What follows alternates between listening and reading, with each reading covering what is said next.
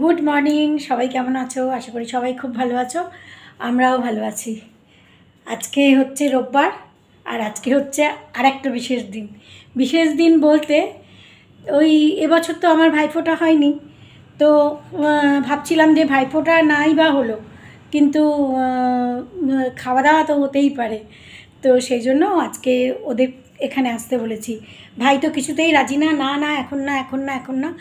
বড় ভাই তো রাজি হয়েছে, টুসিও রাজি, কিন্তু বড় ছোটোজন এখন না, এখন না, এখন না, এখন দরকার নেই, এখন দরকার নেই। কিন্তু আমি বললাম না, আজকেই হবে, আজকেই যা হবে তাই হবে, আজকেই হবে। তো একে বাজারে পাঠিয়েছি, জানি না কি পাবে না পাবে।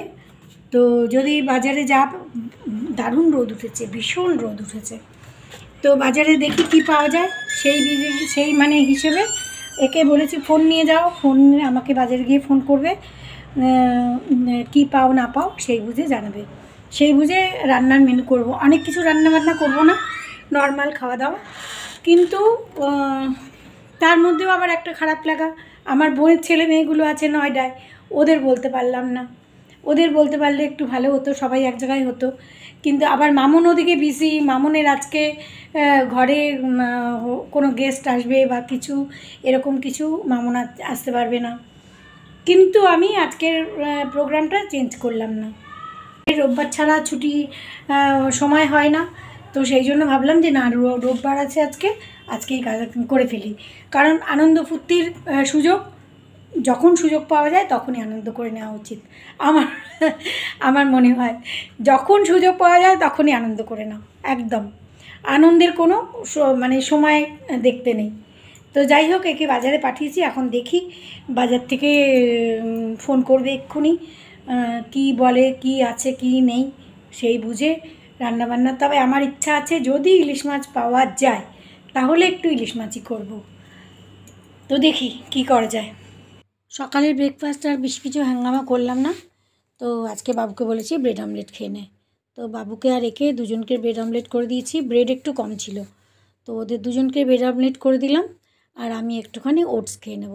আর একটা গ্যাসে আমি একটু মুসুর ডাল সেদ্ধ বসিয়েও দিয়েছি, যে ডাল তো একটা দরকার হবেই, তো দেখা যাবে তারপরে। আমি আমার জন্য একটু ওটস নিয়ে নিয়েছি আর একটুখানি কফি নিয়ে নিয়েছি। তো এটাই আমার সকালের আজকের ব্রেকফাস্ট।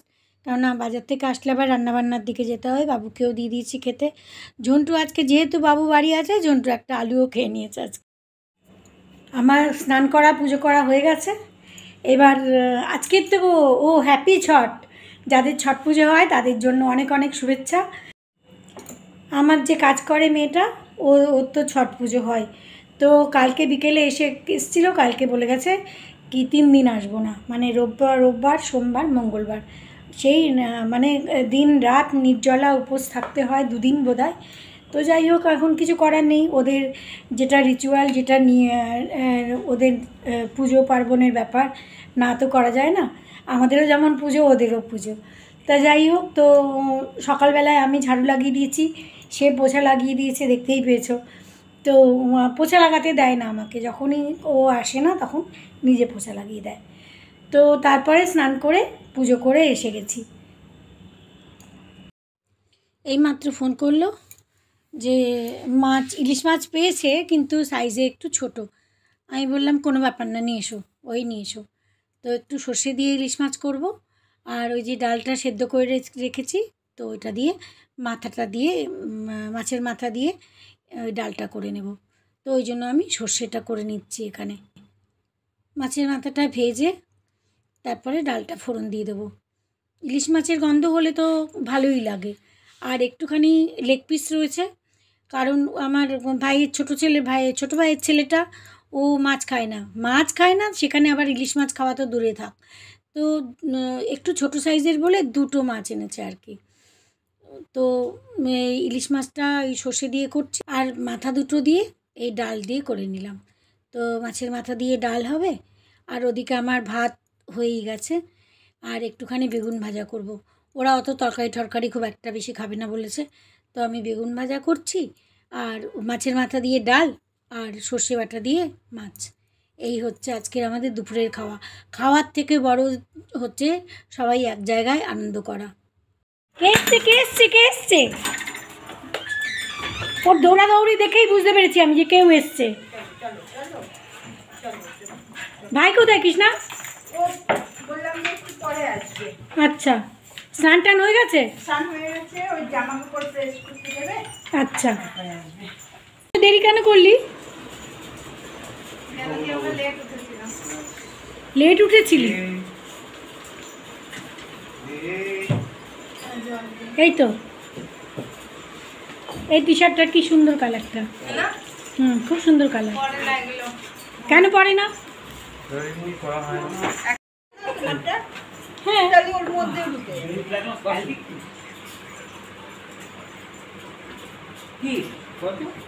যাই হোক, ওদের আসার আগেই তো আমার রান্না মোটামুটি হয়েই গেছিলো। তো ওদের খেতে দিয়ে দিয়েছি, ভাই, টুসি আর বাবু আর আমার বড় ভাই আশিস, ওদের চারজনকে খেতে দিচ্ছি। কৃষ্ণা কিছুতেই বসলো না। কৃষ্ণা আমার সাথে আসে, একটু একটু করে হেল্প করে দিচ্ছে, এদিক ওদিক দিচ্ছে। তো কৃষ্ণা বলে আমি তোমাদের সাথে খাবো। তো আমরা দুজন আর কৃষ্ণা আমরা পরে খাবো আর কি। তো ওদের মোটামুটি দিয়েছি। যাই হোক, ওদের ভালো লেগেছে, এই ভালো লাগাটাই বড় কথা। তো টুসি তো মাছ খেলো না কিছুতেই, তারপর টুসিকে একটা লেগ পিস দিলাম। আর ভাই আর আশিস আমার বড় ভাই, ওরা তো মাছই ভালো খায়। ভাই তো আগেই বলে দিল আমি কিন্তু চিকেন খাবো না। আমি বললাম চিকেন তো সবার জন্য করিও নি, ওর পুকুর জন্য করেছিলাম, আর টুসি যদি খায় খাবে।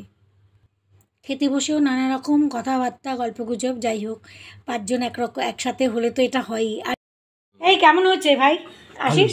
মাছ কেমন হয়েছে? ভালোই হয়েছে। সব ঠিক আছে? সবাই মিলে গেলে তো ভালো হবে একদম। আর ওখানে গানের প্রোগ্রাম হয় না সব। চিকেনটা কেমন হয়েছে? ভালো হয়েছে। মাছ খা এক পিস। খাবি না? কেন মাছ খায় না? ও আজকে খাবে না। তুই আসবি কি করতে? চিকেন খেতে। তাই কৃষ্ণা ভাত দাও। হ্যাঁ। ওরা ওখানে খাচ্ছে, আর এই যে এখানে ওনাকে ডিম খাওয়াতে বসেছে। অন্যদিন আজকাল দুপুরে খেতে চাইছে না, গড়গড় গড়গড় করতে থাকে। আর আজকে যেহেতু বাবুও বাড়ি আছে, ওরাও এসছে, ও আসলে লোকজন খুব পছন্দ করে, তো ওই জন্য আজকে দেখো চুপচাপ খেয়ে নিচ্ছে বসে। ওদের হয়ে যাওয়ার পরে আমি, কৃষ্ণা, আমরা দুজন আর কৃষ্ণা, আমরা তিনজনে বসেছি। আর টুসি এসছে পরিবেশন করতে, এটা চাই ওটা চাই, এটা দেবো সেটা দেবো।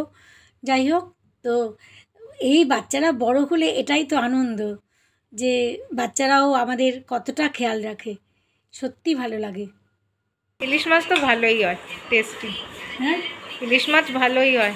হ্যাঁ, কেমন লাগছে? গঙ্গার ইলিশ, নদীর ইলিশ না। কিন্তু রান্নাটা কেমন হয়েছে সেটা ভালো হয়েছে সত্যি।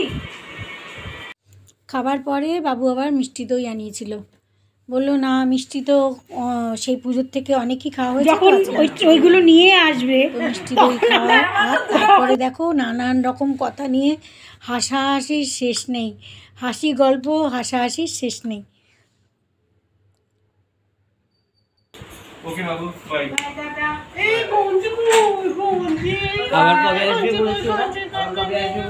দেখ কোথায় ঢুকেছে, দেখ কোথায় ঢুকেছে, দেখ।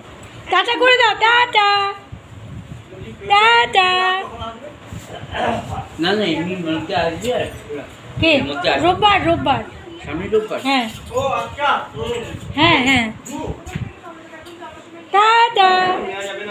এই কৃষ্ণা, ও একটা তোমাকে জিনিস দেওয়ার আছে, দাঁড়াও। টুসি আসিস আবার।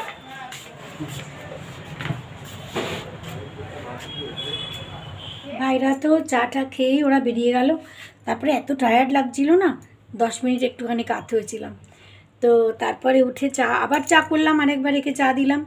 তারপরে ওরা চা খেয়ে চলে গেছিলো।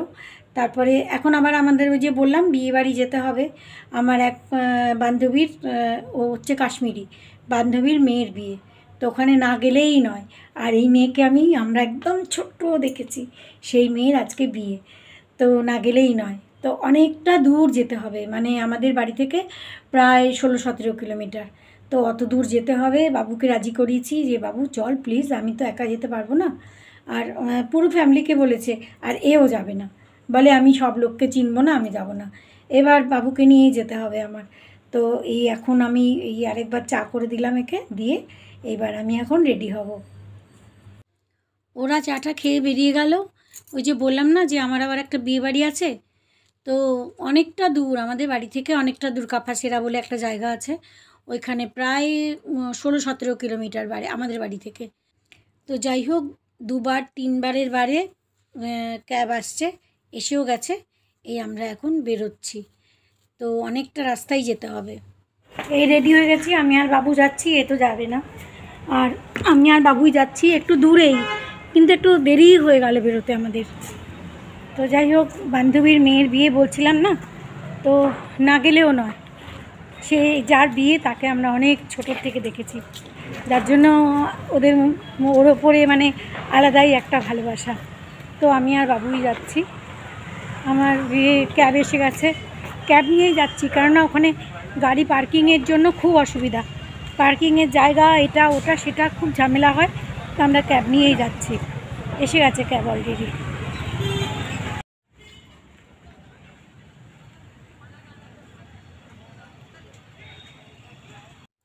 পুজো হয়ে গেল, দিওয়ালি হয়ে গেল, কিন্তু এখনও রাস্তায় আলোর ঝলমালানি আর ভিড়ের কোনো কমই নেই। কারণ এখন আবার ছট পুজোর ভিড়, প্রচণ্ড ভিড় রাস্তায়। তো যাই হোক, আমরা অনেকটাই মানে রাস্তা যেতে হবে, আর মাঝখানে বেশ জ্যাম লাগবে জানা কথাই। আর এখানকার এই মানে বাঙালিদের তো বিয়ের চলছে এই মাসটায়, অক্টোবরে। তো দেখি কখন গিয়ে পৌঁছাই। আমরা বিয়েবাড়ি পৌঁছে গেছি। এই যে দেখো, এই মেয়েকে বিয়ের মণ্ডপের দিকে নিয়ে যাচ্ছে। মণ্ডপ মানে এরা হচ্ছে কাশ্মীরি, তো বিয়ের ওখানে নিয়ে যাচ্ছে মা বাবা দুজনে। আমাদের মধ্যে যেমন মাকে বিয়ে দেখতে নেই, ছেলে মেয়ের বিয়ে, কিন্তু এই যে দেখো, একটা ওপরে ফুলের মতন একটা ফুল দিয়ে একটা কীরকম একটা বানায় আর কি, সেটা 4 জনে মিলে ধরে আছে, আর তার নিচে মেয়ে হেঁটে যাচ্ছে, দুপাশে মা আর বাবা হাত ধরে নিয়ে যাচ্ছে। অদ্ভুত সুন্দর লাগছে দেখতে, খুবই সুন্দর লাগছে। বাবা মা ওই স্টেজ অবধি পৌঁছে দিচ্ছে আর কি। যেখানে বিয়েটা হচ্ছে খুব বড় একটা রিসর্ট, প্রচুর বিরাট বড় জায়গা, চারিদিকে অনেক অনেক জায়গা দিয়ে সোফা পাতা রয়েছে, আর খাওয়া দাওয়ার বিশাল ব্যবস্থা। মানে স্ন্যাক্স থেকে শুরু করে, স্ন্যাক্স তো বিভিন্ন রকমের স্ন্যাক্স ছিল, কে কোনটা খাবে আর না খাবে। যাই হোক, এইখানে দেখো মেয়ে পৌঁছে এসছে, মানে স্টেজের কাছাকাছি এসছে, আর এইখানে এরকম ফুলঝুরির মতন জ্বলছে, এত সুন্দর দেখতে লাগছিল, আর খুব সুন্দর মিউজিকও বাজছিল। কিন্তু আমি যদি ওই মিউজিকগুলো তোমাদের শোনাতে চাই তাহলে আমার কপিরাইট এসে যাবে, তো সেই জন্যে আমি আর ওই মিউজিকগুলো দিতে পারলাম না।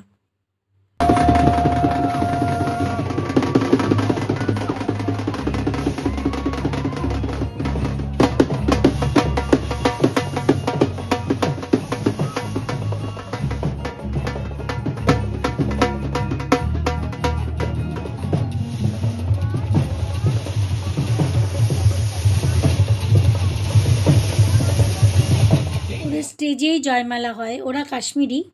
তো এখানে একটা খুব সুন্দর গান হচ্ছিল, আর তার সঙ্গে ওরা দুজন ডান্সও করছিল।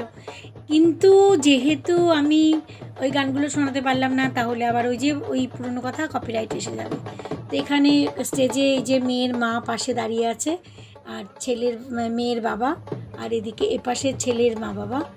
তো এত সুন্দর লাগছিল, আর স্টেজটা খুব সুন্দর করে সাজানো ছিল। আমি যতটুকু পেরেছি, সব কিছু তো আর অত ভিডিও করা যায় না সবার সামনে, কখনো মানে দেখতেও ভালো লাগে না আসলে। তো যাই হোক, তোমাদের সাথে শেয়ার করার জন্য একটু ভিডিও করেছি আর কি। তো তোমাদের কেমন লাগছে জানিও, যদি ভালো লাগে তাহলে অবশ্যই লাইক কমেন্ট করো, আমার মনে হয় ভালো লাগবে। দেখো, স্টেজটা ভীষণ সুন্দর করে সাজিয়েছে। আমরা অনেক রকমের স্ন্যাক্স তো খেয়েছি, কিন্তু ওই স্ন্যাক্সগুলো আর ভিডিও বানাতে পারিনি, কারণ প্রচুর বন্ধুবান্ধবদের সঙ্গে দেখা হয়ে গেছে, তাদের সঙ্গে গল্প করতেই সময় 11:30 বাজে। এই জাস্ট আমরা এলাম, আমি আর বাবু। এ তো যায়নি, ও আর ঘন্টি ঘরে ছিল, আমি আর বাবুই গেছি। তো সারাটা দিন খুব বিজি। কাশ্মীরি বিয়ে একটু তো অন্যরকম, একটু নিয়মকানুন একটু অন্যরকম। তো যাই হোক, যতটা পেরেছি ততটা দেখে এসেছি। পুরোটা রাত্রিই থাকার কথা ছিল, ওরা বলেছিল আসতে দেবো না, মানে পুরোটা দেখে যাও, কিন্তু পুরো রাত তো দেখা সম্ভব না, কারণ কালকে সকালে আবার সোমবার।